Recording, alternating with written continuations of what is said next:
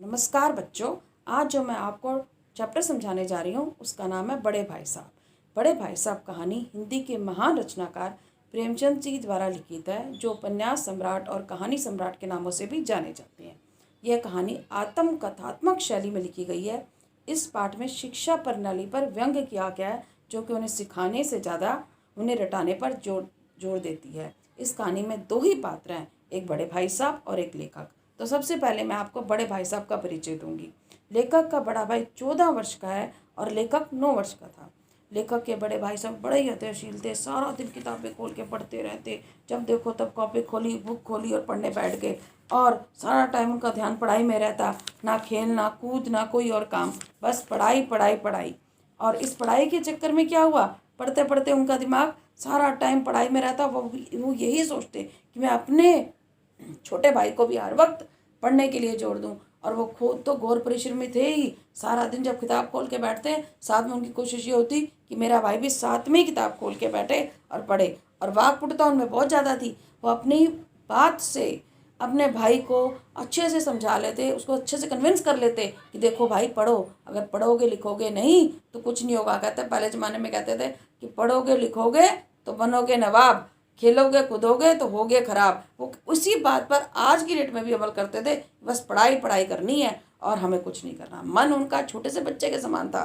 मन उनका था कि मैं भी खेल कूदूँ करूँ, लेकिन संयम उनमें बहुत ज़्यादा था और कर्तव्य परायण की भावना भी उनमें बहुत ज़्यादा थी। संयम इसलिए ज़्यादा था कि मन होने के बावजूद, एज तो उनकी भी छोटी सी थी, 14 साल के तो खुद थे, उनका भी मन करता था कि मैं पतंगे उड़ाऊँ और ये पिट्ठूग्राम खेलूँ, छोटे बच्चों के साथ सबके साथ पार्क में घूमने जाऊं, ऐश करूं, मौज मस्ती करूं। लेकिन कभी ऐसा नहीं करते थे। वो कहते थे मुझे तो अपने भाई का रोल मॉडल बनना है। अगर मैं खेलने कूदने लग गया, अपनी क्लास बंक करके दोस्तों में खेलने बैठ गया, तो नेचुरली मेरे भाई पे भी वही असर पड़ेगा, वो भी यही काम करेगा और वो उसको मैं क्या डांटूंगा। अगर मैं अपने जीवन में सही काम करूँगा तभी तो अपने भाई को समझा पाऊँगा। और उपदेश देने की भावना उसमें बहुत ज़्यादा थी। इन बात की उनको पूरी समझ थी कि मैं बड़ा हूँ और सारी ज़िंदगी बड़ा ही रहूँगा। और बड़ा होने के बावजूद मेरा कर्तव्य है कि मेरा भाई जहाँ कोई गलती कर रहा है सबसे पहले उसे डांटूँ। क्यों? क्योंकि माँ बाप के साथ तो रह नहीं रहे तो हम हॉस्टल में रहे हैं। तो मेरा फ़र्ज़ है कि जहाँ मेरे छोटे भाई की गलती हो उसको डांटता रहूँ। और बड़ों का आदर सम्मान वो खूब करते थे। उनके मन में अपने माता पिता के लिए, सबके लिए बड़ी रिस्पेक्ट थी। यही वजह थी कि छोटे भाई जितनी मर्जी बड़े भाई से डांट खा ले, लेकिन उनके मुंह से चूं की आवाज़ नहीं निकलती थी। अब लेखक का टाइम टेबल बनाना, जब सुबह शाम डांट पड़ती रही लेखक को कि पढ़ो पढ़ो पढ़ो पढ़ो, भाई कहता रहा, तो उन्होंने सोचा कि इतनी डांट पड़ रही है, इससे अच्छा है कि मैं एक टाइम टेबल ही बना लूँ। अब लेकिन टाइम टेबल बनाना तो एक बात है और उसको अमल करना और बात। एक दिन तो टाइम टेबल बन जाता, सुबह उठते ही 6 बजे उठ के मैंने पढ़ना है, फिर हिंदी फिर इंग्लिश मैथ सब कुछ करना है। और जब सुबह उठते देखते प्रकृति से उनको बड़ा प्यार था, कितना अच्छा मौसम, सुहावना मौसम है। अब तो चलो हो गई, टाइम टेबल की धज्जियाँ उड़ गई और चलो जी खेलना शुरू दोस्तों के साथ। तो टाइम टेबल तो वहीं का वहीं धरा रह जाता और अपना खेल कूद में पूरा ध्यान जाता। क्या पिट्ठूग्राम खेल लूँ तो पतंगे उड़ा लूँ, यही काम करते रहते सारा दिन। अब जो अगला पॉइंट है, भाई साहब का फेल हो जाना। अब भाई साहब फेल हो गए। जब वार्षिक परीक्षा हुई, भाई साहब तो फेल हो गए।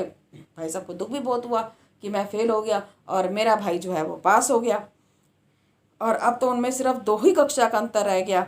और लेखक के मन में ये बात आ गई कि मैं तो बड़ा इंटेलिजेंट हूँ भैया, मेरे में तो बहुत शक्ति है, बड़ा दिमाग मेरा बड़ा तेज है, बुद्धिमान हूँ मैं बहुत ज़्यादा हूँ। थोड़ी अहंकार की भावना के अंदर आ गई कि मैं तो पढ़ूँ ना पढ़ूँ, मेरा तो काम हो जाना है, मैं तो पास हो जाऊँगा।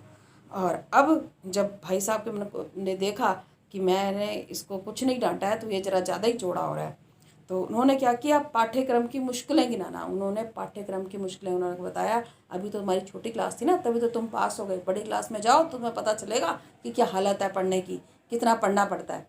और तब तुम्हें इंग्लिश के ज्योमेट्री के सम्स करने पड़ेंगे ना, तब तुम्हें पता चलेगा कि ज्योमेट्री तो समझ में ही नहीं आनी, तुम्हारे सिर के ऊपर से निकल जानी है। अरे पढ़ाई में ध्यान लगाओ, ये मत सोचो कि मैं एक बार पास हो गया तो सारी ज़िंदगी पास ही होता रहूँगा। काठ की हांडी ना एक ही बार चढ़ती है, ऐसा लग रहा है कि जैसे अंधे के हाथ बटेर लग गई कि तुम पास हो गए हो। उन्होंने मुश्किलें गिनाई और क्या हुआ उसके बाद, भाई साहब का फिर से फेल हो जाना। अब तो भाई साहब दोबारा फेल हो गए। अब तो उनके मन में ये आया कि मैं इसको डांटने का अधिकार ही नहीं रखता कि मैं तो फेल हो गया और संयोग से जो लेखक था वो तो कक्षा में प्रथम आ गया। मैंने इसको लेक्चर इतना दिया और ये तो सारा दिन खेलता रहा, खेलने के बावजूद भी पढ़ लिया और फर्स्ट आ गया और मैं तो पास भी ना हो सका। अब तो लेखक के मन जो था अहंकार की भावना कूट कूट के भर गई। अब तो उन्होंने सोचा कि बस मैं तो बहुत ही ज़्यादा इंटेलिजेंट हो गया हूँ, पिछले साल भी पास हो गया था, इस साल भी पास हो गया, अब तो हम दोनों में सिर्फ एक ही दर्जे का अंतर रह गया है, तो अब मैं पढ़ूँ ना पढ़ूँ, मेरा पास होना और फर्स्ट आना जो है फिक्स है। उनके मन में ये भावना बैठ गई। भाई साहब को भी पता चल गया। अब क्या हुआ, एक दिन पतंग लूटते पकड़े जाना हुआ भाई साहब का तर्क करना। एक दिन लेखक संध्या का समय था, हॉस्टल से दूर कनकौवे लूटने के लिए कहीं जा रहा था। सहसा लेखक की मुठभेड़ जो है, छोटे भाई की मुठभेड़ भाई साहब से हो गई। भाई साहब ने देखा ये तो पतंग के पीछे बेतहाशा भागे जा रहे हैं। अब भाई साहब को तो आ गया गुस्सा। भाई साहब ने कहा, तुम यही काम करने के लिए यहाँ हॉस्टल में आए थे? यही काम रह गया था तुम्हारा कि बैठ के मैं पतंगे उड़ाऊँ? माँ बाप ने तुम्हें यहाँ इसलिए भेजा है, हमें अब जो बड़ों ने भेजा है यहाँ पढ़ने के लिए भेजा है, और वो हमसे चाहे पढ़े लिखे नहीं है, हमारे ना दादाजी ना हमारी माता, लेकिन उनमें हमसे लाख गुना ज़्यादा समझ है, और अहंकार तो रावण का भी नहीं रहा, तुम्हारा कहाँ से रहेगा? जीवन में अनुभव जो है ना, पुस्तक के ज्ञान से नहीं आता। किससे आता है? अनुभव से आता है पूरा का पूरा। जीवन की समझ अनुभवों से ही आती है। हमारी बड़ों को हमसे ज़्यादा जीवन की समझ है। वे बेशक हमसे कम पढ़े लिखे हैं, लेकिन हम जो परिस्थितियों से घबरा जाते हैं और समझ में नहीं आता कि इन परिस्थितियों का, कठिनाइयों का कैसे सामना करें, वो बड़े बुजुर्ग ही हैं जो इस समस्या का हल निकाल पाते हैं। हमारे माता पिता ने भले ही उतनी किताबें नहीं पढ़ी, लेकिन उनका अनुभव हमसे ज़्यादा है, उन्हें दुनियादारी की हमसे ज़्यादा समझ है। हम कितने भी पढ़ लिख जाएं, लेकिन हमारे बस में ये नहीं होगा कि हम बड़े अपने माँ बाप के आगे बोल सकें। हमारे मन में यही भावना रहेगी कि नहीं, जो वो कह रहे हैं वो ठीक है। और जब बड़े भाई साहब इतना कुछ बोलते हैं, फिर तो उनके मुंह से कोई आवाज़ ही नहीं निकलती। वो समझ जाते हैं कि जो बड़े भाई ने कहा वो बिल्कुल ठीक था, और चुपचाप डांट खा लेते हैं।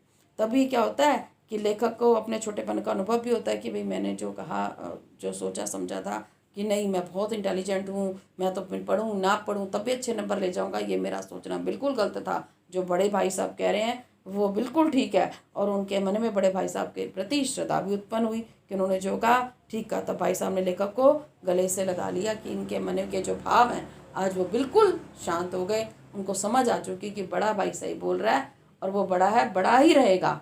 जहाँ मेरी गलती होगी बड़ा भाई मुझे उस वक्त डांटेगा।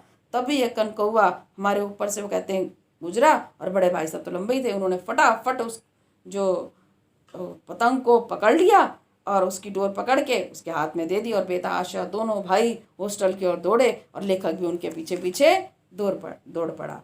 तो इस जो कहानी से हमें शिक्षा क्या मिली है, इस कहानी ने जो हमें क्या शिक्षा दी, इस कहानी ने हमें ये शिक्षा दी है कि इस शिक्षा जो पद्धति है उस पर ही व्यंग किया है कि अरे भाई सारा दिन किताबें खोल के बैठना सही नहीं है।